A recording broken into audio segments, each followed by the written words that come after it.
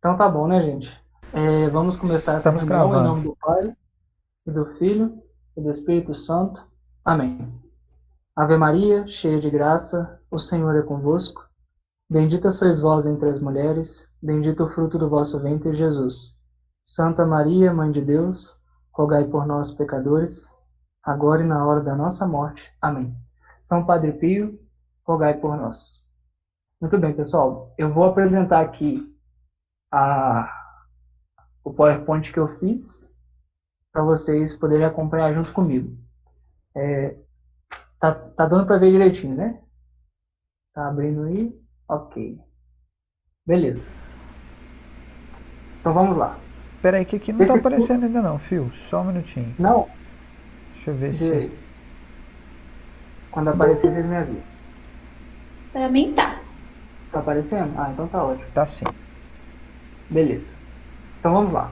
Esse curso é a doutrina social e as ideologias, porque essa primeira aula tem a ver com o que é a doutrina social da igreja, o ambiente político, o que é a política para a igreja, por que isso é uma... A doutrina social da igreja ela é mais estipulada, ela é arranjada, né, esquematizada a partir da encíclica Rerum Novarum, do Leão XIII, e depois haverão duas aulas, uma falando sobre a ideologia liberal e outra falando sobre a ideologia comunista. Todas elas são muito atacadas pela igreja, a gente vai, nas quartas seguintes, a gente vai apresentar justamente o que elas são contrárias, né? Por que elas são contrárias à doutrina social da igreja. Então vamos lá. Primeira coisa, o que a gente pode pensar, que a gente pode buscar na DSI, que é a doutrina social da igreja, assim que a gente se encontra com ela. Porque se a nossa catequese já é deficiente, quanto mais a nossa concepção de doutrina social, quanto mais aquilo que a gente vê que é complicado no mundo político, no mundo da sociedade, que a gente muitas vezes não entende, né? Se a gente for parar para pensar, grande parte da nossa visão política ou da nossa visão de sociedade vem da nossa escola, né? Então, o que você geralmente aprende nas aulas de história, nas aulas de geografia, é aquilo que vai marcar o seu pensamento político e social ao longo da vida, né? Muitas vezes as pessoas às vezes encontram alguma pessoa, algum autor, se encanta por esse autor e segue esse autor como que é um mestre, justamente porque não tem uma base de princípios ou de doutrina que tenha formado o seu pensamento ao longo de grandes tempos, ou seja, na época do estudo. Por exemplo, uma família que te ensinasse a lidar com os pobres, por exemplo. Se você tivesse uma família que vivesse na base da caridade, provavelmente você saberia como pensar a pobreza na sociedade. Mas como a gente não vive numa sociedade que tem como base, né, a vivência da caridade, você fica no âmbito do intelectualismo. Então, a escola acaba sendo um papel, o local de formação, e você acaba aprendendo por meio das ideologias escolares, certo? Então, geralmente é esse o cenário que a gente tem na sociedade. O que acontece? Eu trouxe aqui 4 pontos que a gente vai passar nessa aula de hoje, para a gente entender um pouquinho o que a DSI compreende, certo? Primeira coisa é o estudo de caso. Eu acho que vale a pena a gente comentar um pouco desse momento que a gente está passando de pandemia, porque eu acho que o que a gente está vendo na pandemia é um reflexo da falta de compreensão da doutrina social da igreja na resolução dos problemas que a gente está enfrentando. E eu vou trazer algumas reflexões, eu não vou querer julgar uma ação ou outra, mas eu vou querer levantar alguns questionamentos para que vocês possam pensar justamente se, aplicando os princípios da doutrina social da igreja, você teria um pouco mais de luz na hora de tomar alguma decisão, né? E depois eu vou passar no ponto da criação, o que a criação de Deus colocou neste mundo para que a gente tenha uma doutrina social. Porque a doutrina teológica a gente costumeiramente aprende, nem que seja na marra, mas talvez seja pela leitura do catecismo, pelas pregações dos padres, enfim, nas orações. Isso você vai aprendendo, né, com a intimidade com Cristo. E isso geralmente se reflete na sociedade. Então, a criação de Deus colocou na estrutura da realidade uma ordenação. E eu vou tentar apresentar, mostrar para vocês um pouco dessa ordenação que vai da nossa criação, da criação em relação a Deus, né? Nossa interação com Deus e a nossa interação com o próximo. Tá bom? Vamos lá. Terceiro ponto é a pessoa humana, que é o centro da doutrina social da igreja. A gente vai perceber que a diferença entre a visão da igreja para as pessoas e a visão das ideologias é o tratamento de uma pessoa e de um indivíduo ou coletivo. Então nós vamos ver que essa palavra pessoa faz toda a diferença na hora que você for pensar a sociedade, tá bom? E por fim, o destino das nações. Não só vive uma pessoa, mas vive toda uma sociedade, uma nação, um país. Então há também a doutrina social que implica responsabilidades e direitos para a nação. E aí nós vamos ver qual a visão dos papas a respeito de como funciona a nação, para que ela serve, tá bom? Então vamos lá. Primeiro ponto, o bem comum na pandemia. Primeira coisa que eu quero trazer para vocês é essa frase aí. Ninguém se interessa pela doutrina social da igreja, ninguém se interessa pelas decisões políticas até o momento em que afeta elas. E nessa pandemia a gente conseguiu perceber que aparecem vários especialistas na TV para poder falar para você o que você tem que fazer. Não é assim? E qual que é a principal fonte de autoridade nesse momento de pandemia? É justamente a ciência. Mas a ciência, pela própria natureza dela, é um recorte da realidade. Então, o que aparece para você? Aparece, às vezes, um epidemiologista falando que você tem que tomar tais medidas, porque assim você vai salvar X número de vidas. Porque ele tem um dado estatístico, ele tem um modelo de epidemiologia que vai dizer para você que tantas vidas vão ser salvas. Ou então não, vai aparecer um economista que fala assim, se você fizer isso que ele está falando, você vai ter tantas mortes por fome. E aí fica esse debate científico, aparentemente, mas que não alcança uma totalidade da vida humana. Então você tem que, necessariamente, você é colocado entre um lado e outro do esquema político, sendo dito assim, não, você é contra a vida, você serve o dinheiro, e não há nenhum tipo de ordenação e hierarquização dos bens. Saúde, economia, família, estrutura social, autoridade, enfim. São coisas que a gente precisa analisar quando nós vamos pensar em estrutura da sociedade. E a igreja nos traz os princípios da doutrina social da igreja justamente por isso, para que a gente tenha a capacidade de hierarquizar os bens e escolher aquilo que é mais eficaz. E por que tem que escolher o que é mais eficaz? Porque existe uma virtude, está aqui escrito a prudência, que é a virtude, a quarta virtude cardial, que ela tem como local, né, de ação a inteligência. O que isso significa? Que a prudência ela é uma virtude, isso está bem explicado no catecismo, né, agora que eu estou lendo, estou lembrando, né, está bem explicado no catecismo sobre a virtude da prudência, não sei direto exatamente o número, mas se pesquisar no índice, você consegue encontrar. Essa virtude, ela é aquela que é capaz de enxergar as questões da realidade, enxergar os diversos meios para alcançar o fim bom. Então, igual eu coloquei aqui, ó, é a virtude intelectual capaz de perceber a realidade e tomar as melhores decisões em vista de um bom fim. Então, não é para você tomar uma escolha que possa prejudicar o outro. Isso não é prudência. A prudência é para você alcançar o fim do homem, que é o bem comum no âmbito social e a salvação da alma no âmbito pessoal. Certo? Então a gente aparece aqui o primeiro princípio, que é o bem comum. E a prudência como que a virtude ou a forma pela qual nós conseguimos alcançar o bem comum. Só que, vamos ver que, nesse momento de pandemia, a gente está num caso extremo. Do nada aparece uma realidade que nós não temos informação bastante, nós não temos meios de ação aparentes, nós não sabemos como funciona e somos exigidos uma atitude rápida. Nesse momento, a prudência se torna uma virtude muito mais exigente, ou seja, é preciso muito mais prudência para conseguir alcançar o bem comum neste momento. Então, momentos extremos geralmente resultam em decisões erradas, porque as pessoas que não possuem prudência vão agir ou pelas paixões, ou pelo impulso, ou pelos interesses, porque não conseguem entender direito a realidade como ela está apresentada e não conseguem hierarquizar os bens para alcançar aquilo que é mais eficaz na ação do bem comum. Então, por isso que nós vamos ver tanto debate, tanto sentimento político aparecendo no momento, porque ninguém de fato consegue aplicar a virtude da prudência na ordem da política atualmente. Tá bom? Então, quais são as condições para que a prudência realmente apareça na nossa vida? Como ela é uma das 4 virtudes cardeais, você necessariamente tem que praticar as outras 3. Tem a temperança, que regula os apetites concupiscíveis. Tem a fortaleza, que regula o apetite irascível.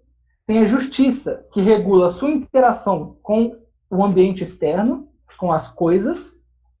E tem a prudência, como eu falei, que é o correto. Perfeito. Aí, tá vendo? Tá bem escrito aí. No catecismo, igual mencionou a Érica. Muito bem. Então, a gente precisa da prudência, porque ela é uma virtude intelectual. Então, você vai precisar das outras 3 virtudes para que você tenha, de fato, o seu corpo, o seu psicológico e a sua mente bem ordenadas para alcançar o fim verdadeiro, o fim bom, que é o bem comum, a salvação da alma, etc.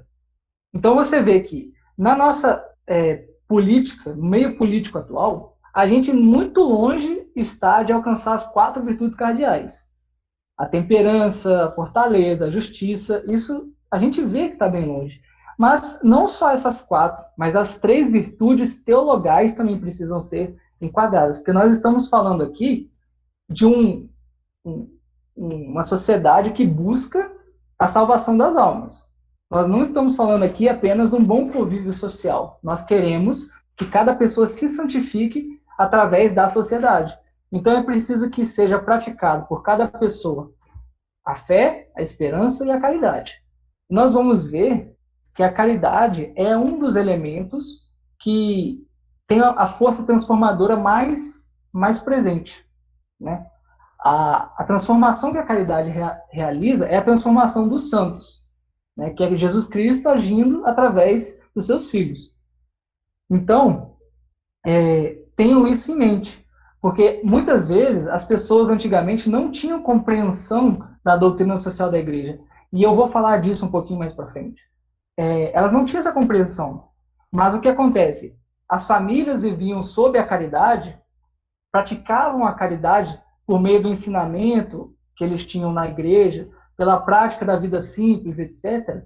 Elas viviam essa caridade, então a sociedade se preservava porque a caridade puxa as outras virtudes. Se você pratica a caridade, Jesus Cristo ensina você a praticar as demais virtudes. Então isso é muito importante de perceber, porque não é necessário um grande conhecimento intelectual para que você seja capaz de praticar a doutrina social da igreja. É necessário muita caridade. Mas se você consegue alcançar isso também pelo estudo, você tem o dever de aprender, praticar e ensinar. Porque é o seu meio de santificação.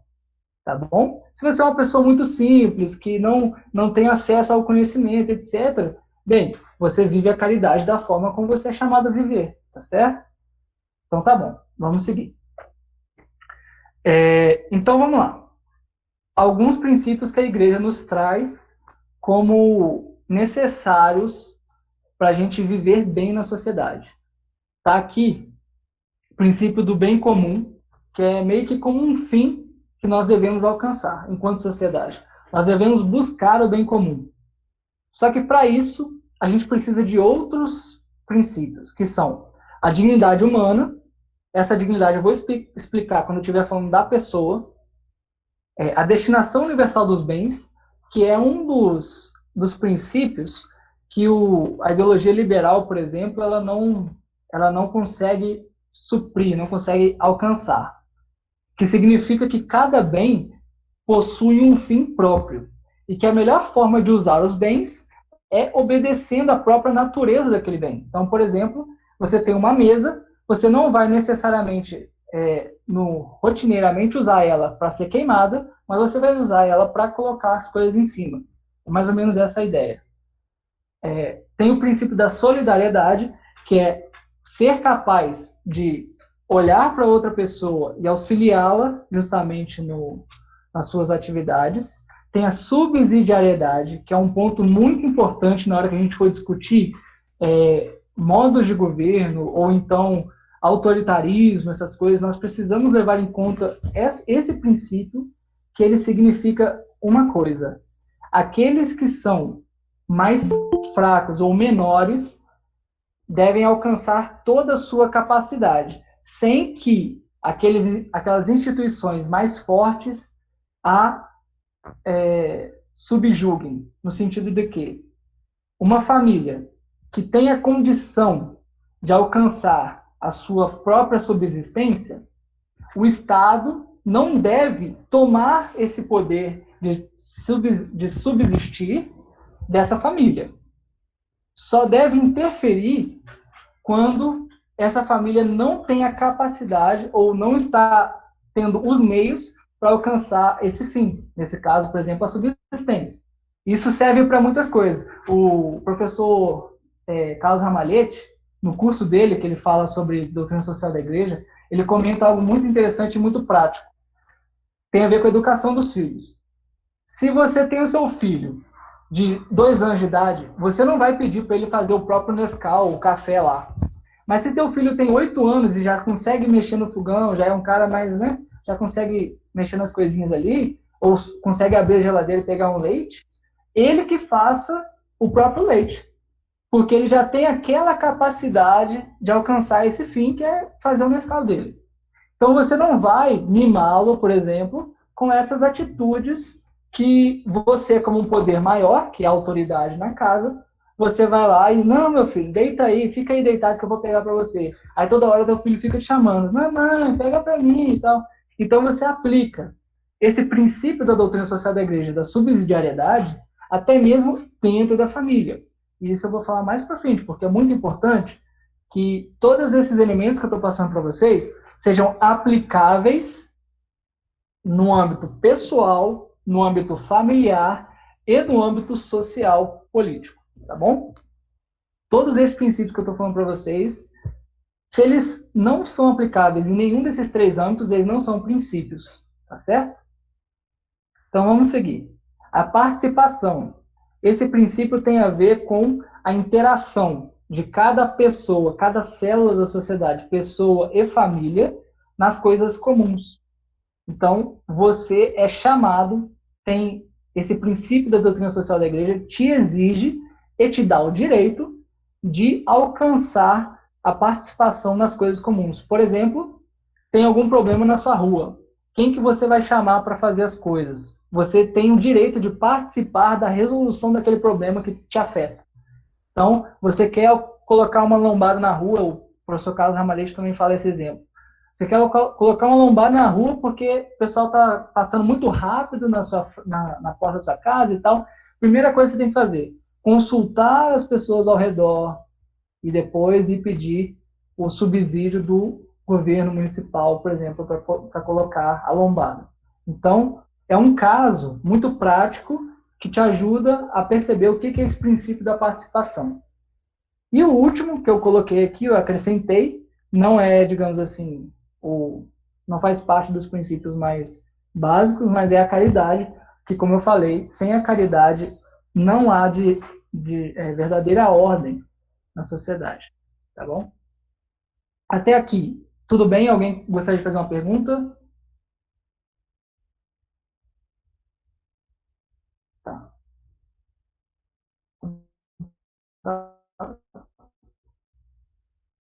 Show, né? Obrigado. Então, vamos a criação. Agora, eu começo a mostrar para vocês um pouquinho do que Deus estabeleceu, doutrinal, assim, para que eles não caíram do céu, no sentido que foi uma ordem, as pessoas não têm hoje, e que tudo possui uma ordem na criação. Então, o que acontece hoje em dia? Como o homem não mais aceita a ordem de Deus, a autoridade de Deus, ele se coloca como autoridade e ele decreta que as coisas existem segundo a sua própria vontade. Então, por exemplo, você pode esperar uma pessoa comprar o quadro da Mona Lisa, por exemplo, e queimar, porque você vai dizer que a propriedade é dele. Só que, na verdade, aquilo ali é um bem de tão grandeza, tão grande, que quando você faz essa atitude, você fere, por exemplo, o princípio da destinação universal dos bens, que é de mostrar a beleza da arte, né, para as pessoas. Mas hoje em dia, o que as pessoas dizem é o seguinte: não, a propriedade é dele, ele pode fazer o que quiser. Então, por exemplo, a gente tem uma sociedade que existe um luxo cada vez maior, sendo que existem realidades de pobreza ao redor. Mas que os liberais, por exemplo, dizem que está tudo bem, porque a pessoa tem aquele desejo, ela tem o dinheiro para isso, ela está gerando empregos, então ela não precisa necessariamente dar dinheiro para as pessoas, não precisa distribuir um pouco do que possui, mas ela pode comprar os seus iates, seus jatinhos, sem problema nenhum, sem peso na consciência. Não é muito por aí, tá? Não que a gente deva intervir nesses casos necessariamente, há toda uma prudência para ser aplicada na doutrina social da igreja. Por exemplo, o distributismo, que é um modo de organizar a economia para que você alcance esse fim de que haja uma possibilidade das pessoas alcançarem, por exemplo, a subsistência, que haja menos pobreza, menos perda de patrimônio, etc. Enfim, isso aqui já é outro tema, tá? Mas são coisas que estão na realidade que a gente precisa levar em consideração. E outra coisa que as pessoas não pensam é que nós devemos buscar o que é bom. E o que é bom não é necessariamente aquilo que te agrada, tá bom? Como diz aqui, ó, cuide da tua vida e tolere o próximo. Hoje está muito em voga o termo tolerância, né? Aqui. Mas eu coloquei aqui, ó, tolerar significa aceitar algo que é ruim, certo? Então, se você é subjetivo, é relativo, né? Se você é aquele relativista, você vai falar assim, não, é aquilo que é ruim para você. Só que nós sabemos que existe um ruim de fato na realidade. Então, o que as pessoas estão querendo dizer é o seguinte: você tem que aceitar o que é ruim. E você não pode fazer nada a respeito disso. Só na sua própria vida. Cuida do que você quer. Tá bom? Mas nós somos chamados a transformar a sociedade segundo a ordem da doutrina social da igreja. Então, o que Deus fez para nos colocar aqui neste mundo, segundo a sua imagem e semelhança? Ele nos deu um corpo e uma alma. O corpo possui suas necessidades imediatas, que eu coloquei aqui, vestir e comer, por exemplo. Então, esses dois ambientes, digamos assim, ter um abrigo, ter vestimenta, ter comida, são coisas necessárias, essenciais para a vida humana. Então, todas as pessoas deveriam ter a capacidade de alcançar esses bens materiais. E aqui está uma diferença, né? Nós não estamos medindo aqui riqueza em termos de renda. Nós estamos medindo em termos de qualidade de vida, no sentido de que as pessoas deveriam ter a possibilidade de se vestir, comer e ter uma moradia. Isso faz parte da dignidade do homem, dignidade humana, um dos princípios da doutrina social da igreja. Quem fala isso muito é o Papa, aqui eu vou fazer uma referência, é o Papa São João XXIII, na encíclica Pacem in Terris, tá? Quem quiser pode pesquisar no site do Vaticano, que tem lá. Pacem in Terris, eu acho que tem outra também que ele fala disso. Deixa eu ver se eu acho aqui. Não, é essa mesmo. Então tá bom. Quem quiser pesquisar mais sobre isso pode ir. Mas não só isso, nós não somos só corpo, nós somos alma. Então, a nossa ordenação da sociedade tem que priorizar também a elevação do espírito, que é a nossa finalidade última. Alcançar a sabedoria, buscar a unidade com Deus. Então, nesse ponto, a gente tem duas finalidades grandes, que é a sabedoria, que se iguala, digamos assim, a uma identidade com a caridade, com o amor. Então, o direito a elevar o espírito precisa existir. E também o direito de ser santo, por incrível que pareça. Ninguém pode te obstruir a ação da caridade. Entende? A não ser que a igreja julgue que o que você está fazendo não é caridade. Mas Ninguém tem o direito de te impedir de realizar a caridade. E o que tem acontecido hoje? O que tem acontecido é que as escolas, eu coloco muito culpa das escolas nesse ponto, elas não te deixam, por causa dos meios, ela não te dá os meios de crescer na sabedoria e também te impedem de crescer na santidade.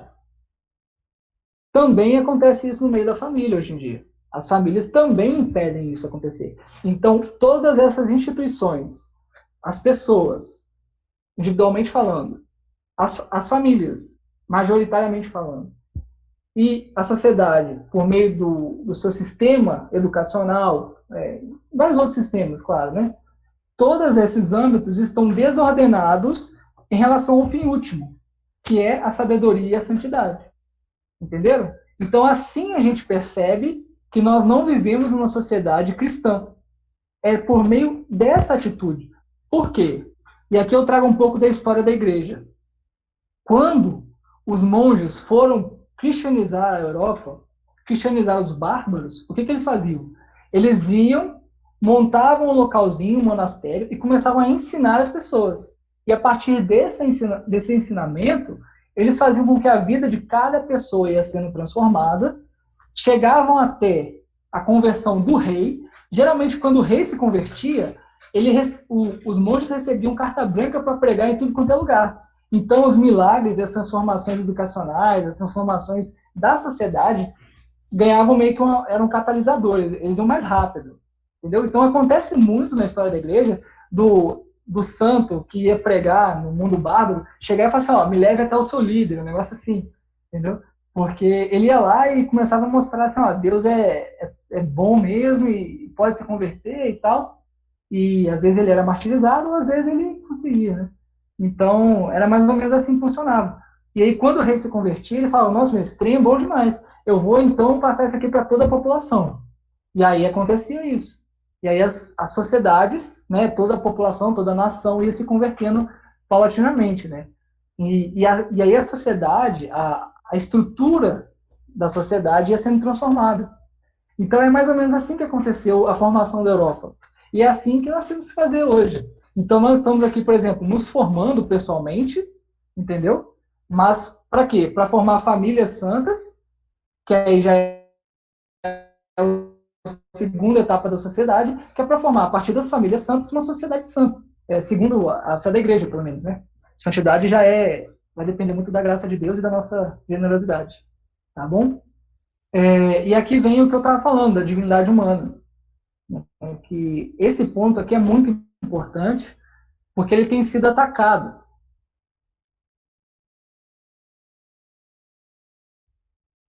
Usado para políticas de igualdade de gênero. Como que eles conseguem usar a divindade humana, por exemplo, para justificar a igualdade de gênero no sentido revolucionário que eles estão colocando, né? Muito simples. Eles pegam o termo dignidade da pessoa humana, dignidade do homem, e transformam isso na própria vontade. Porque a noção de liberdade que eles têm é uma noção errada. Qual que é a noção que eles têm? Eles têm a noção de que o homem ele é livre, independentemente dos seus iguais e da realidade.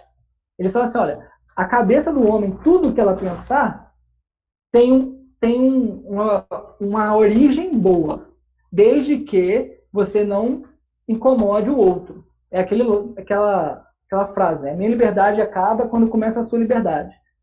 Essa frase está explicando exatamente isso, que o que eu pensar é bom, desde que eu não interfiro na sua vida. E é a regra que tem sido usada no dia a dia, né? Mas não é assim que funciona. Nós sabemos que a nossa liberdade ela está condicionada à ordem da criação. Então, eu sou livre na medida em que eu coopero com o que eu já tenho. Que é o quê? A minha alma e o meu corpo. Então, se eu cooperar para o bom funcionamento do meu corpo e da minha alma, eu estou sendo livre. Então, por exemplo, é aqui que a gente distingue o uso da droga e o não uso da droga. Por exemplo, um liberal vai falar assim, não, tem que deixar. A pessoa é dona de si mesma.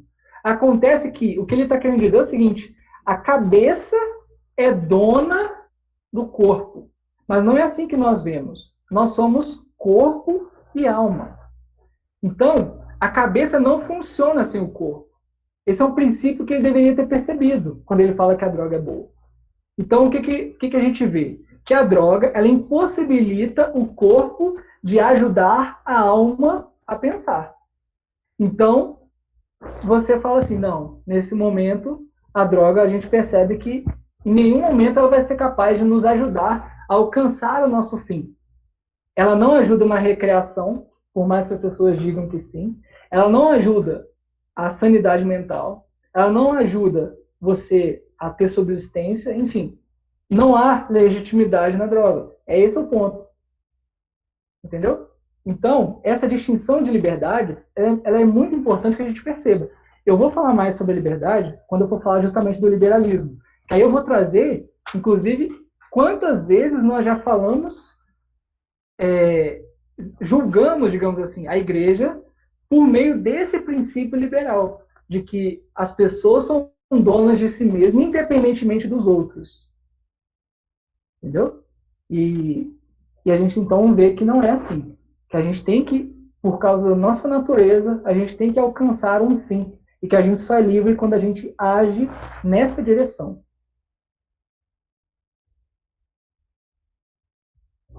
Então tá aqui.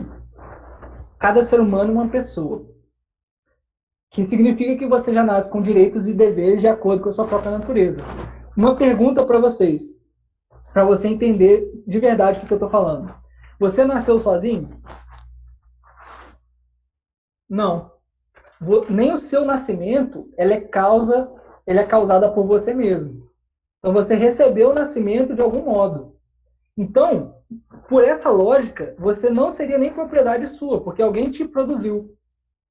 E aqui a gente vai entrar na teoria moderna, que não consegue distinguir o indivíduo e da pessoa, meio que mistura os dois, e aí vai cair no liberalismo e no coletivismo, por exemplo. O Karl Marx vai falar que o capitalismo é uma produção de proletários. Por quê? Porque ele está justamente seguindo esse raciocínio.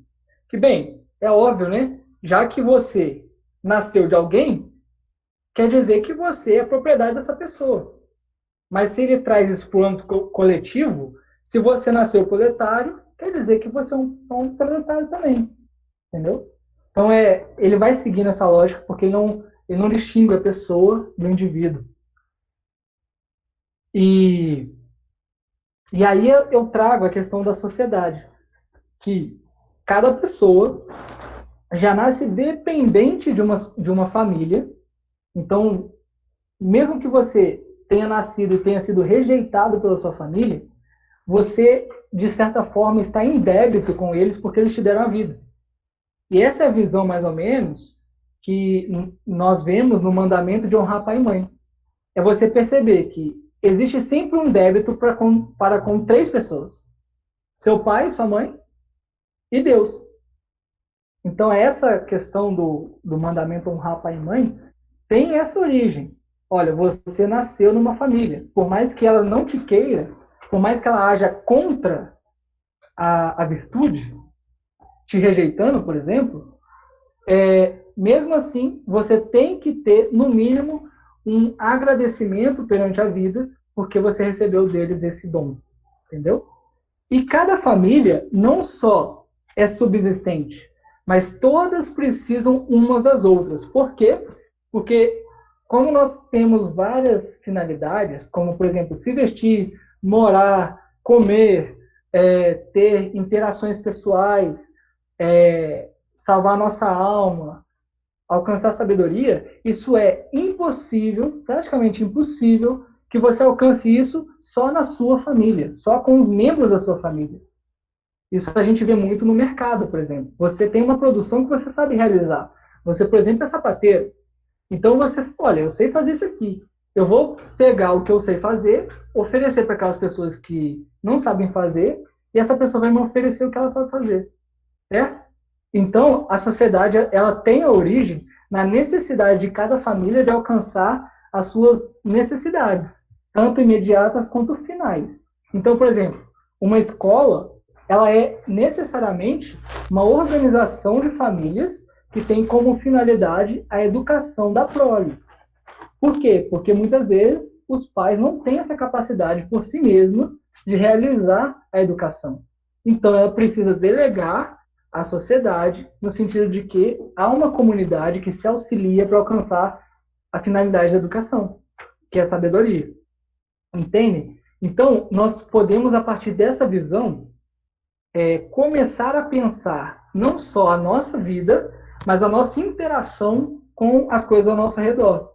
A gente começa a perceber que aquela pessoa que a gente encontra em algum local, por exemplo, comercial, ela não é apenas um indivíduo que está ali querendo meu dinheiro, como diria, por exemplo, o Adam Smith, que todo mundo funciona a partir do egoísmo. Não é bem assim. Ela está querendo, na verdade, é o bem da própria família dela. Então, por trás daquela relação de utilidades, aquela relação, não, eu quero uma coisa, você quer também, a gente troca e pronto, acabou, existe um mundo por trás daquela pessoa que é a família dele. Então, nós vamos olhando ao nosso redor e vamos ver, olha, às vezes o que eu estou pensando aqui, eu estou pensando apenas em mim mesmo. Se eu começar a pensar no bem comum, que é fazer com que cada família fique mais próxima dos seus fins, tanto imediatos quanto últimos, eu estou ajudando o bem comum, mesmo que às vezes eu tenha que fazer alguma renúncia. É isso que acontece, por exemplo, aliás, esse é um pensamento que nós devíamos ter para quem vai viver a vida pública, a vida da política. Todo político deveria ter essa consciência de que, olha, eu estou aqui utilizando de bens do Estado, que esses bens do Estado foram supridos por meio dos impostos que são fonte de renda de outras pessoas que eu tomei. Então, eu tenho a obrigação de renunciar aos meus próprios desejos para ser capaz de pensar o que vai ser melhor para aquelas famílias. Certo? Então, tá bom. Qualquer dúvida pode já falar.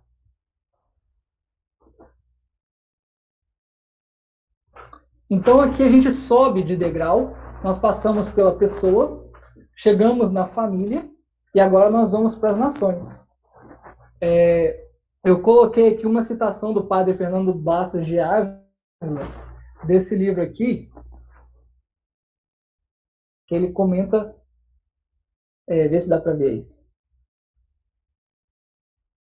que é uma teoria dele, ele que está formulando esse solidarismo aqui. Ele coloca assim, o Estado deve promover a capacidade material, social e intelectual do homem, dando espaço à realização espiritual. Possui um poder sobre o povo e o território, mas com esse fim. Então, o Estado ele tem que obedecer à ordem natural do homem. Então, ele tem que ser um ordenador, um governante, no sentido de conseguir utilizar dos meios da sociedade para que cada família, cada pessoa alcance os seus fins. Então, ele vai ter poder jurídico sobre o material, sobre o social e sobre o intelectual, no sentido em que compactua com as próprias famílias para alcançar a sua finalidade. Então, é injusto o Estado colocar uma regra que não te auxilie a alcançar a sua finalidade. Então, por exemplo, nós pegamos a educação que proíbe o ensino religioso, igual já foi tentado passar, não sei se passou, mas proibir o ensino religioso é profundamente contra a doutrina social da igreja e é injusto. É uma lei iníqua, porque ela impede a sociedade, impede as famílias de alcançar a finalidade que é a santidade. Então, se você não pode ensinar seus filhos a religião, bem, acabou o mundo. Você não precisa mais viver. Porque você é impedido de realizar a sua própria missão, que é salvar o filho, educar a criança. Entendeu? Então, essas atitudes de intervenção do Estado que ferem essa ordenação natural são naturalmente iníquas. E nós precisamos ter essa consciência, tá bom? Então vamos seguir. Aqui eu trouxe uma mensagem do Papa Pio XII, uma rádio-mensagem de Natal de 1942. Nessas rádio-mensagens, o Papa Pio XII, ele falava muito sobre o direito internacional, porque ele estava falando para o mundo inteiro. O rádio estava difundindo. Então ele queria mostrar para todas as nações que devemos viver em harmonia. Mas aí ele coloca, ó, a ordenação jurídica tem, além disso, como alto e árduo objetivo, assegurar as relações harmônicas, quer entre os indivíduos, quer entre as sociedades, quer ainda no seio destas. Então, para ele, o que os estados devem fazer é harmonizar as relações sociais, não necessariamente outorgar as coisas, mas ser capaz de trazer no horizonte das pessoas a visão de que cada uma necessita do outro, em busca de um fim.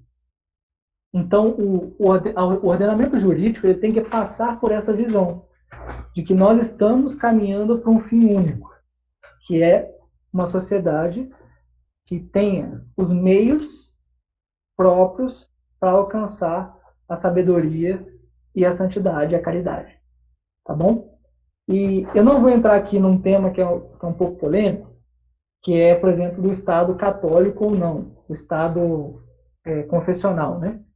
Ou a questão do Estado laico, por exemplo.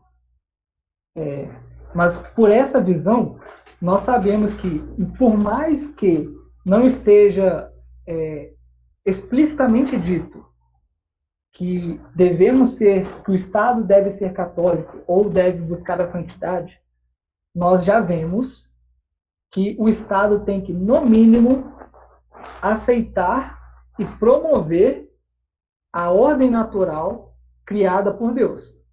Se ele já vem como um ditador, querendo dizer que essa ordem natural é outra, nós já vemos que não é um caminho político viável para nós católicos. E esse pode ser, talvez, um princípio, um modo de ver a política que você pode aplicar, por exemplo, nas eleições que vão vir. Eu vou por exemplo, votar em qual partido? Eu não estou querendo dizer que você vai ter que votar da direita ou no da esquerda. O que eu estou querendo dizer para você é o seguinte: olha, a concepção do partido que você vai votar, ela, no mínimo, tolera, por mais que ele ache que seja um mal. Estou usando a palavra tolerar no sentido usual de hoje. Ele, no mínimo, aceita que nós precisamos alcançar um fim religioso, entendeu? Que as pessoas têm que ter esse direito, ou eles já acham que não, que o Estado tem que tomar conta da vida do homem, ou então que não, que religião é um negócio privado, que ninguém pode ter o direito de praticar sua religião publicamente. Se você já vê que a pessoa que você vai votar, ou o partido político, tem essa visão, você já não vota nela. Porque você já sabe que a concepção de mundo que ela possui é diretamente contrária à tua e à realidade. Então você não vai estar promovendo o bem comum. Esse é um dos pontos, claro, né? Em questão de política, infelizmente, a gente tem muita coisa... fica até difícil de dizer, porque se for levar tudo a ferro e fogo, vai ser muito difícil. Mas o que eu quero dizer para você é o seguinte: nós, né, enquanto católicos, nós temos que saber hierarquizar o que é principal e essencial na ordem social. Porque hierarquizando, a gente consegue, de fato, verificar, não, isso aqui, esse mal que o político está querendo, eu consigo tolerar. Entendem? Por exemplo, vou dar um exemplo aqui muito claro. Existe um partido que está no seu estatuto que você tem que colocar a ideologia de gênero e o aborto. Aí você fala, não, mas essa pessoa, esse partido, ele diz que vai aumentar a justiça social e diminuir a desigualdade. Bem, diminuir a desigualdade pode ser, veja bem, pode ser um fim bom, no sentido de que tem a capacidade de elevar os pobres a conseguirem os seus bens necessários para se vestir, moradia, comida, etc. Pode ser um fim bom, beleza. Mas ele já tem como obrigação um fim horrível, que é o aborto. Então, por hierarquização de bens, ou seja, a pessoa ela é obrigada a votar a favor do aborto, você está dizendo que ela é obrigada a cooperar com o pecado. Então, ela peca formalmente. Então, você está querendo dizer que, votando nesse partido, você também está movendo uma pessoa a cooperar com o mal, e movendo a sociedade a praticar a iniquidade do aborto. Então, tem que ter muita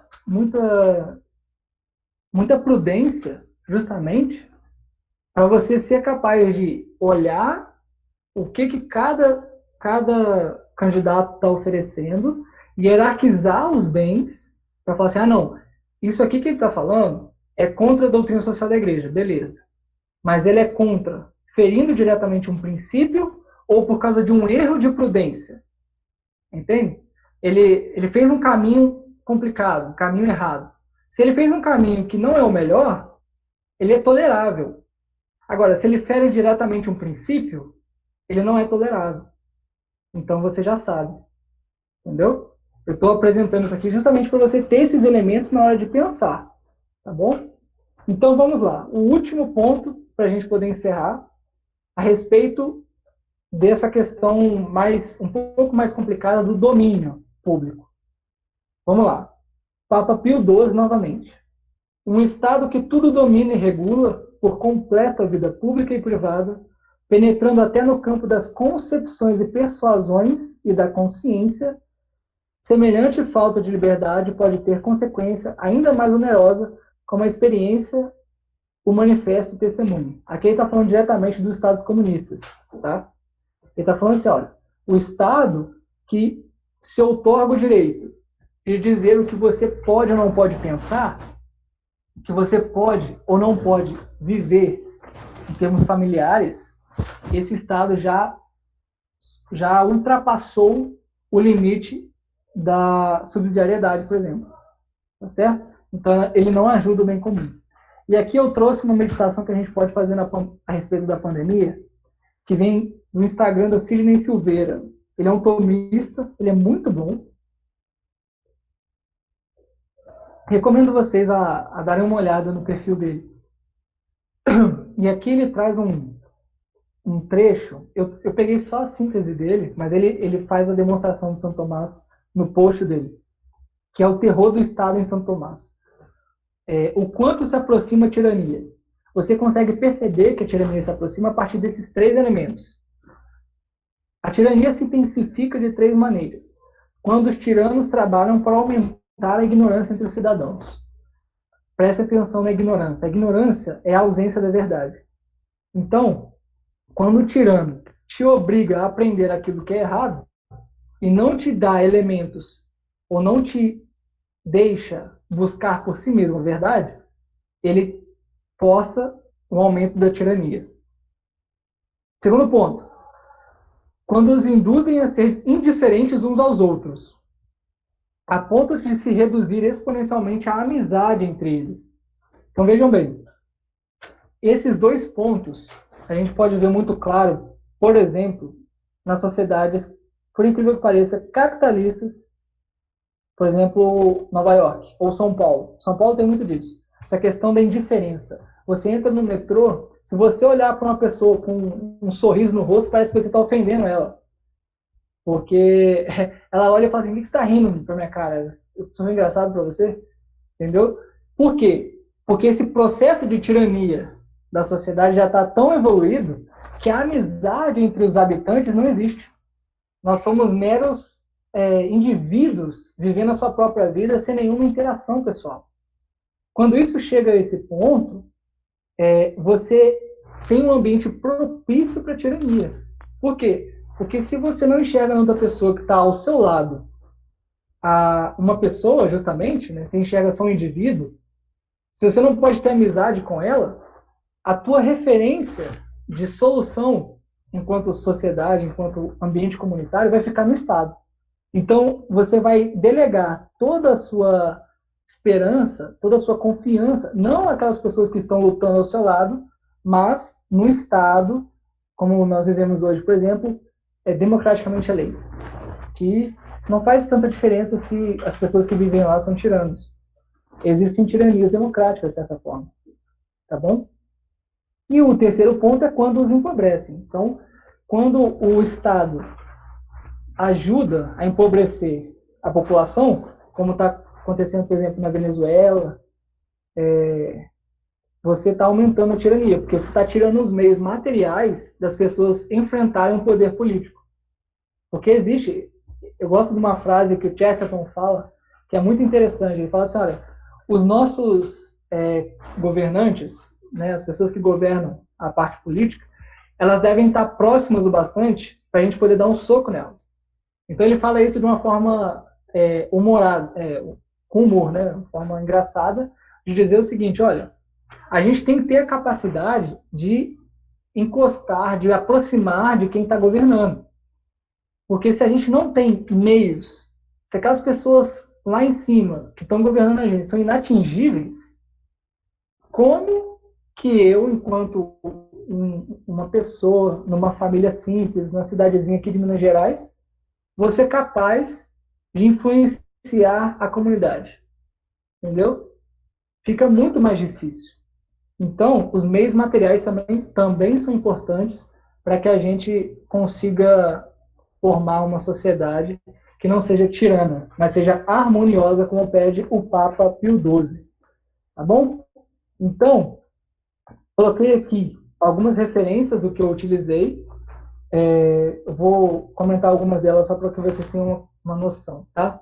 O Compêndio de Doutrina Social da Igreja, nela há um sumário desses princípios, de vários outros elementos, que é um sumário mesmo, é quase uma biblioteca das várias doutrinas sociais que foram escritas pelos papas, e nesse compêndio você tem separado por temas, e aí vai trazendo, pescando uma citação de alguma encíclica, uma citação de outra encíclica, e por ali pode ser um bom meio de você começar a estudar a doutrina social da igreja, e você tirar suas dúvidas, etc.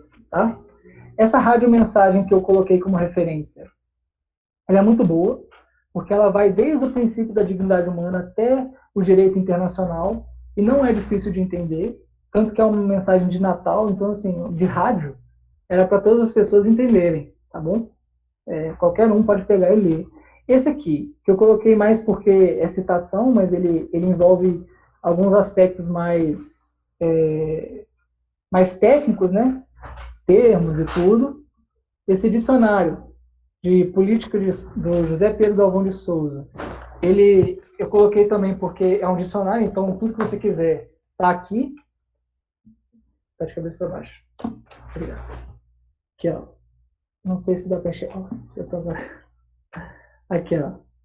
Ele é muito bonito, mas ele é difícil de encontrar. Mas quem quiser alguma referência, José Pedro Galvão de Souza tem vários livros de vários elementos, inclusive um deles é o Estado Tecnocrático. Eu comentei no início, falando da pandemia, né, que a gente está na mão da ciência, no sentido de que se diz que a ciência a gente tem que aceitar. Eu lembrei aqui agora, ó, quando os tiranos trabalham para aumentar a ignorância dos cidadãos. É muito interessante que vocês meditem um pouco a partir dessa frase, que vocês meditem o processo da mídia nesse processo de pandemia, nessa época de pandemia, em termos de ignorância. O quanto que eles exigem ignorância do seu interlocutor, né, da pessoa que está assistindo. Ele exige que você seja ignorante para que você aceite. Ah, não, a ciência, estudos científicos dizem isso e isso. Quando quem está, de fato, no processo da pesquisa científica sabe o quanto que é difícil você fazer um artigo científico ou uma proposta científica que seja muito eficaz. E aí, se você coloca todas as políticas públicas baseadas num único artigo científico, numa única referência, etc., você está colocando a mão de milhões de pessoas, está colocando milhões de pessoas na mão daquele pequeno estudo, daquela ciência pobre, que toca um único aspecto da realidade. Enfim, A gente tem que ter essa consciência na hora de receber essas mensagens da mídia, tá bom? Com licença. A gente poderia dizer, por exemplo, que durante essa pandemia a gente vê que o Estado não é tão laico assim, mas, na verdade, cientificista? Isso, eu ia comentar isso mesmo. O José Pedro Galvão de Souza, ele tem um livro que chama O Estado Tecnocrático, no qual ele explica justamente essa concepção de que o futuro do Estado moderno é um Estado que, ao invés de ter como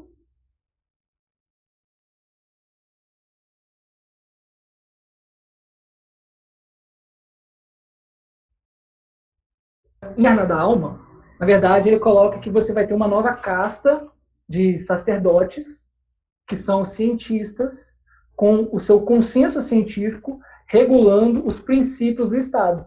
Então, não mais o princípio está direcionado a partir da realidade, né, desse princípio natural que eu coloquei para vocês, mas agora ele vai estar baseado no consenso temporário da ciência, porque a ciência altera a todo momento. É próprio da ciência mudar de opinião. Então, o que vai acontecer? O Estado vai ter uma estrutura que vai toda hora precisar desse consenso científico para agir.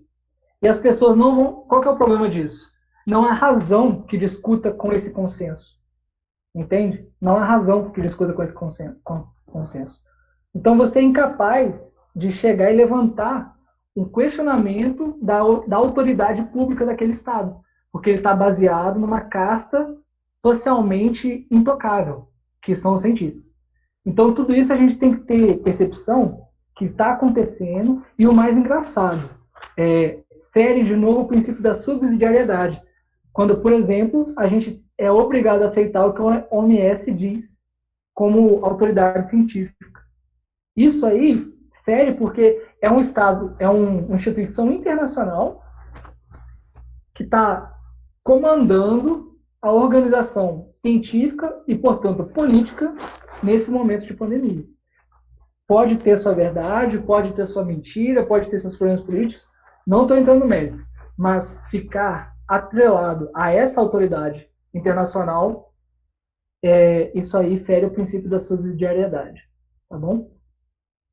Então, a última referência que eu trouxe aqui é a Educação segundo a Filosofia Perene, que grande parte sobre as virtudes cardeais eu tirei dela, da temperança, da justiça, da fortaleza e da prudência, eu tirei desse livro que você consegue encontrar num site que eu vou colocar aqui para vocês, nesse momento. Alguém mais? Gostaria de fazer uma pergunta? Agora é o momento para vocês poderem perguntar, tá bom?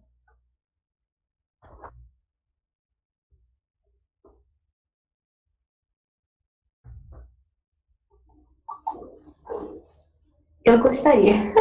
De novo. Pode perguntar. Como a doutrina social da igreja assim, vê a questão da maioria e da minoria? Porque, por exemplo, você citou a questão do consenso científico, né? E, se eu não me engano, leva muito em conta a maioria dos cientistas, o que eles pensam acerca de certa teoria ou tese. E Sim. aí, como é que é essa questão assim, da maioria? Sempre a maioria está certa? O que a maioria diz deve ser feito, independentemente de verdade ou falsidade? Como é que é? Tá. Essa questão da maioria, ela surge principalmente com o Rousseau, quando ele traz que existe uma vontade geral da população, do povo, né? Essa visão aí, ela é meio que gnóstica, no sentido de que o povo seria a iluminação das orientações da prudência, ou seja, tudo que vem do povo, ele é santo, entende? No sentido de opinião política.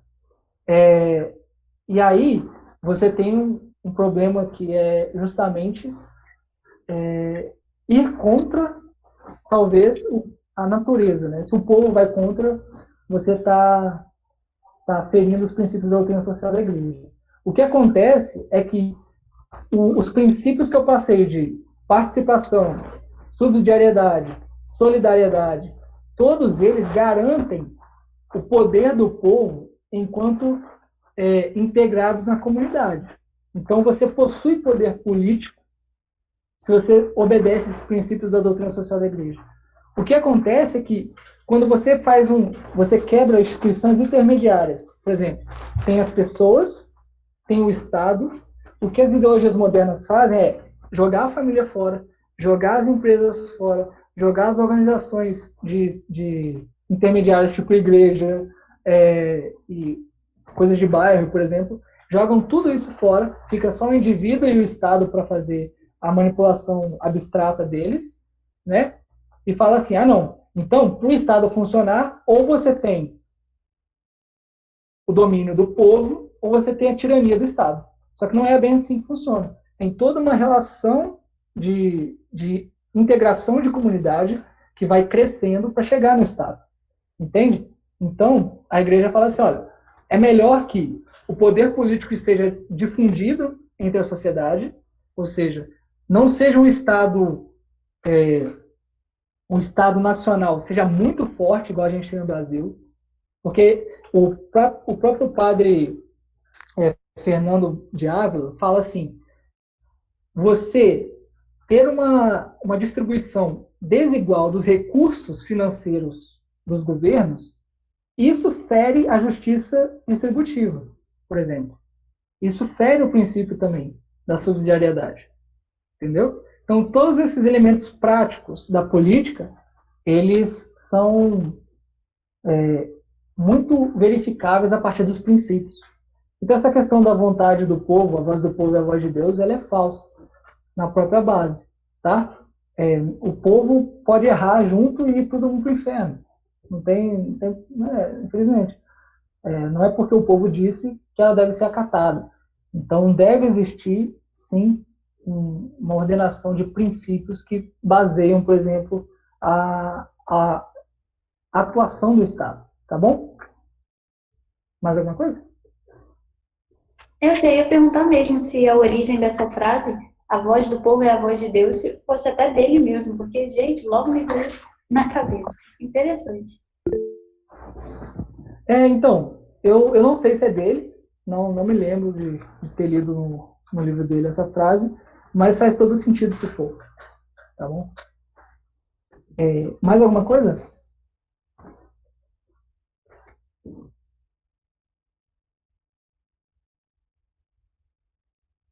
Então tá bom.